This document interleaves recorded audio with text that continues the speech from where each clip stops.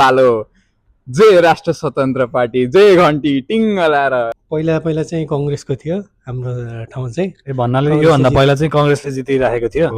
त्यो जेन्जी आन्दोलनमा त नेपालमै थियो होइन? म नेपालमै थिएँ त्यतिखेर। कता थियो? म पोखरामा थिएँ जेन्जी आन्दोलन हुँदा। तर कहिलेकाहीँ अब मम्मी ड्याडीसँग बोल्दाखेरि चाहिँ कुलमान घिसिङकै अलिकति बढी छ भने जस्तै हामी जस्तै युथहरू पनि मैले देख्छु क्या सोसल मिडियातिर होइन, देख्छु अझै पनि एमाले काङ्ग्रेस माओवादी होइन। Hello guys, welcome back to my Ender blog. अनि आजको यस भिडियोमा चाहिँ म अस्ट्रेलियामा बस्ने दाजुभाइहरूको कस्तो रियाक्सन छ, नेपालमा चुनाव हुन गइरहेको छ नि त, अनि के भन्नुहुन्छ त यहाँ बस्ने नेपाली जनताहरूले भनेर तपाईँहरूलाई देखाउन गइरहेको छु। सो भिडियो अन्त्यसम्म हेर्नु होला है त। हाम्रो नेपाली दाजुभाइहरूको साथीहरूको रियाक्सन हेर्न सक्नुहुन्छ तपाईँहरूले। ल है त गाइज, यहाँ पछाडि एउटा दाई बस्नुभयो रहेछ। यो दाईसँग एउटा कुरा गरिहालौँ है त चुनावको बारेमा के भन्नुहुन्छ, हेर्नु होला है त गाइज। ल है त अब मेरो पहिलो रेस्पोन्स चाहिँ दाईबाट नै सुरु गर्छु। ल दाई।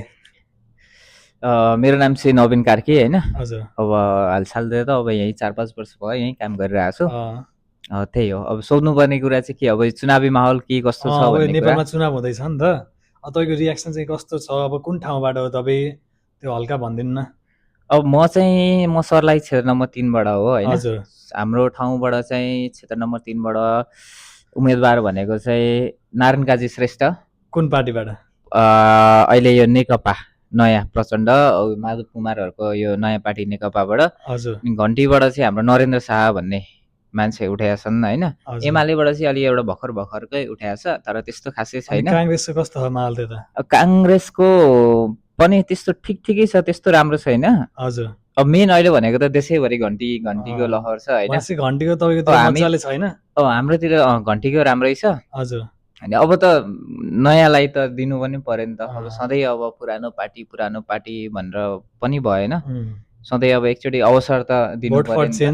भोट फर चेन्ज अब त एकदम डेफिनेटली। अब हामीले पनि हुन त मैले योभन्दा अघिल्लो वर्ष पनि घरमा हाम्रोबाट घन्टीको उम्मेदवार नहुँदाखेरि पनि एमाले काङ्ग्रेस माओवादीले जित्यो भने चाहिँ भोट खेर जान्छ।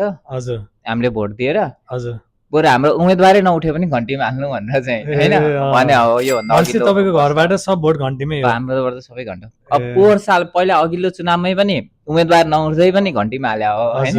अब योचोटि त डेफिनेटली एकदम चेन्ज। अनि प्लस अब म भन्न चाहिँ के पनि, अब 2-4वटा कुरा चाहिँ अब कुरा गर्दाखेरि चाहिँ जस्तै हामी जस्तै युथहरू पनि मैले देख्छु क्या सोसल मिडियातिर होइन, देख्छु अझै पनि एमाले काङ्ग्रेस माओवादी होइन भन्दै हिँडिरहेको देख्छु क्या। अझै पनि त्यही भने अबको 2-4 वर्षमा उनीहरू पनि उयो पासपोर्ट बोक्ने होइन लाग्ने त्यही नै हो क्या अवस्था त्यही हो। सो अब चाहिँ प्लिज झोला बोक्नलाई छोडौँ, अलिकति परिवर्तनको लागि आफूले पनि अलिकति साथ दिउँ। सबैको लागि चाहिँ please vote for change, vote for घन्टी। Thank you. हुन्छ ल दाई, धन्यवाद। थ्याङ्क यू भाइ, थ्याङ्क यू। ल है त गाइज, अब चाहिँ म यता एकजना दाई हुनुहुन्छ हाम्रो, दाई चाहिँ काममा व्यस्त हुनुहुन्छ। दाईलाई एकछिन चुनावको बारेमा केही सोध्छु भनेर आएको छु। हेलो दाई, एकछिन यो समात्नु त, एकछिन बोलिदिनु पर्यो। मिल्छ भने मास्क नै खोल्नु। ल अब हल्का तपाईँको परिचय दिनु न फर्स्टमा। मेरो नाम चाहिँ प्रेमदर्ज शेर्पा, म चाहिँ घर चाहिँ दोलखा नेपाल। ए अनि अब नेपालमा त चुनाव लागिरह होइन, तपाईँको चाहिँ के छ त रियाक्सन अब नेपालको चुनावको बारेमा?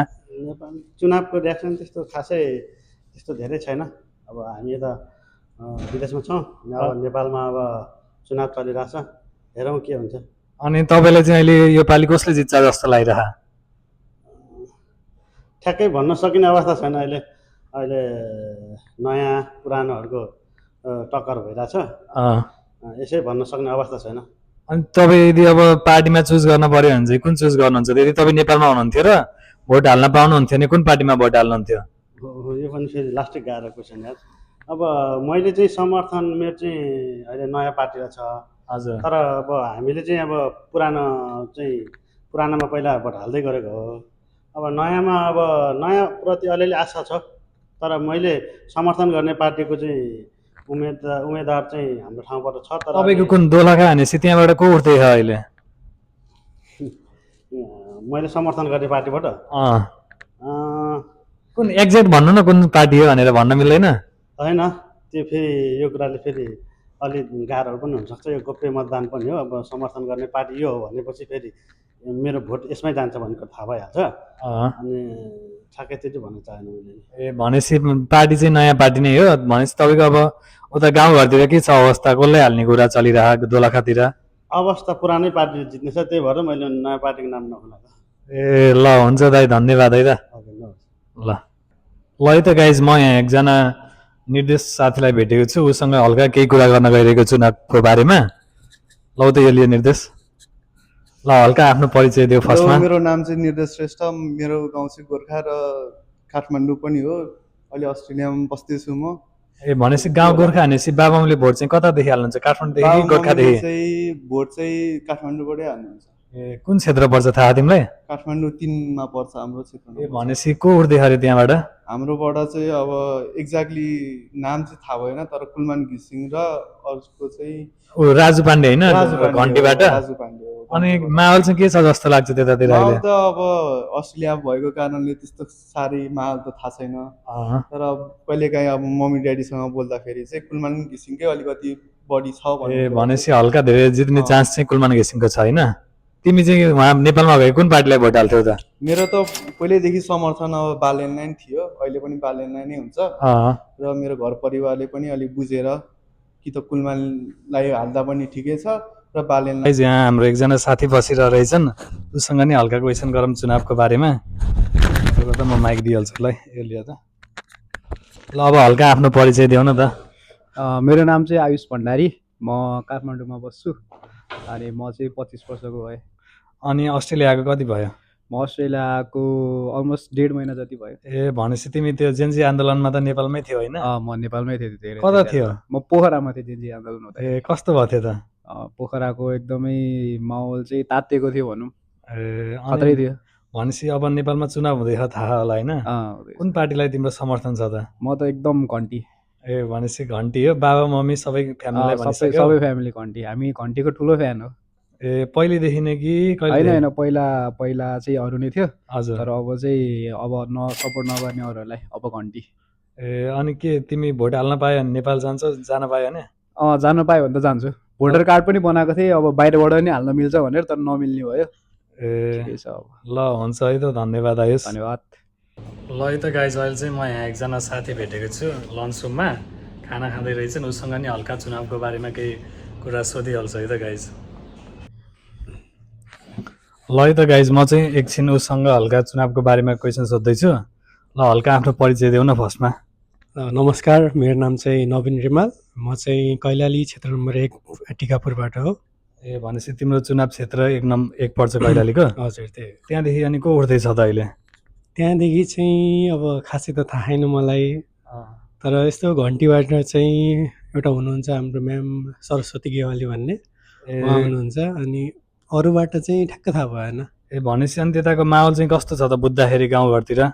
माहौल चाहिँ खासमा पहिला चाहिँ कङ्ग्रेसको थियो हाम्रो ठाउँ चाहिँ। ए भन्नाले योभन्दा पहिला चाहिँ कङ्ग्रेसले जितिराखेको थियो? हो त्यही हो। अनि अहिले चाहिँ अलिक के हुन्छ कि भन्ने सबलाई चाहिएको छ नयाँ कुरा। अनि तिम्रो घरबाट चाहिँ योपालि के भने हो त? अब विदेशमा छौ होइन, नेपालमा अब त्यत्रो जेन्जी प्रोटेस्ट भयो, घरमा चाहिँ के भनिरहेको त? कसलाई भोट दिने यस्तोहरू? घरमा चाहिँ त्यही भनेछौँ, घरमा पनि सब त्यो आएको छ, सबलाई जोस आयो, सबले घन्टीमै गर्ने भनेछौँ। यो चाहिँ के हुन्छ होला भनेपछि पुरै भोट घरबाट घन्टीमा होइन? हो भनेपछि योपालि vote for change, vote for घन्टी। भोट फर घन्टी है त गाइज। ल धन्यवाद है त। धन्यवाद। हाम्रो यहाँ एकजना दाई भेटिनु भयो, दाईलाई नि हल्का चुनावको बारेमा केही सोधिहालौँ। दाई एकछिन माइक लिनु त। ल अब हल्का तपाईँको परिचय दिनु न फर्स्टमा। हेलो, म चाहिँ प्रमोद, नेपाल घर गोर्खा, माइक नम्बर 1। हाम्रो चाहिँ अब चुनावी माहौल चाहिँ व्यापक छ, गोर्खातिर पनि देखिनमा चाहिँ अब घन्टीको चाहिँ व्यापक छ। ए भनेपछि घन्टीको व्यापक छ अहिले? घन्टीको व्यापक छ, घन्टीले जित्नुपर्छ भन्ने मान्यता हो। यसपालि चाहिँ नयाँ हेरौँ भन्ने चाहना सबैको। ए भनेपछि दाइको अब घरतिरबाट सपोर्ट नि पुरै घन्टीलाई नै हुन्छ? सब घन्टी घन्टीमय भइरहेछ पुरा। जय घन्टी, जय घन्टी। ल ल है त। ल है त अब हाम्रो एकजना यता साथी भर्खर काम सकेर बसिरहेछन्, उसँग नि हल्का केही चुनावको बारेमा क्वेसन गरौँ है त। एकछिन यो माइक समात त। फर्स्टमा हल्का आफ्नो परिचय देऊ न। हेलो, मेरो नाम चाहिँ साहिल गुरुङ, म चाहिँ अहिले हालसाली अस्ट्रेलियामा छु अनि मेरो नेपाल घर चाहिँ धादिङ हो। अस्ट्रेलिया कति भयो?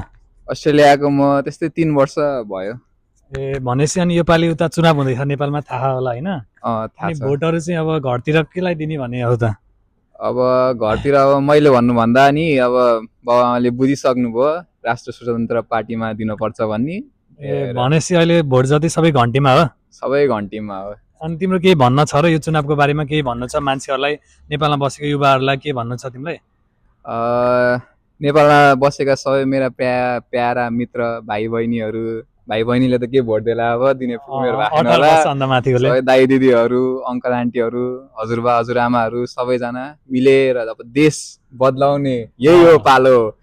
जय राष्ट्र स्वतन्त्र पार्टी, जय घन्टी टिङ्ग लाएर ल है त धन्यवाद धन्यवाद। ल धन्यवाद। हेर्नु भन्दै थिएँ म ल राम्रो गरी खानु, राम्रो गर्नु, हामीलाई पनि जनता राम्रो गर्नु। त्यस्तै लाग्यो तर फोटो हेर्दा चाहिँ बुढो बुढो जस्तो देखेको थियो तर मान्छे चाहिँ बुढो हुनुहुन्न। उहिलेदेखि बाजे उहिलेदेखि नै बसोबास गरेको, मधेस पनि दिल्ली बम्बई पनि छैन। आमाबाट खेदायो भने उठायो भने हाम्रो जाने ठाउँ छैन, के गर्नु। जुनै जिते पनि हामीले हेर्नु है बाबु, कहिले कहिले फेरि जितेर आउनु नि, जितो भनेर जिताउनु पर्छ, जितेर पनि आउनु पर्यो। अरू जितेर नेताहरू आउँछन् कि नै? अरू आएको कि नै? जितेपछि आउँछन् कि नै अरू नेताहरू? अरू नेताहरू आउँछन् भोट माग्नु आएको थियो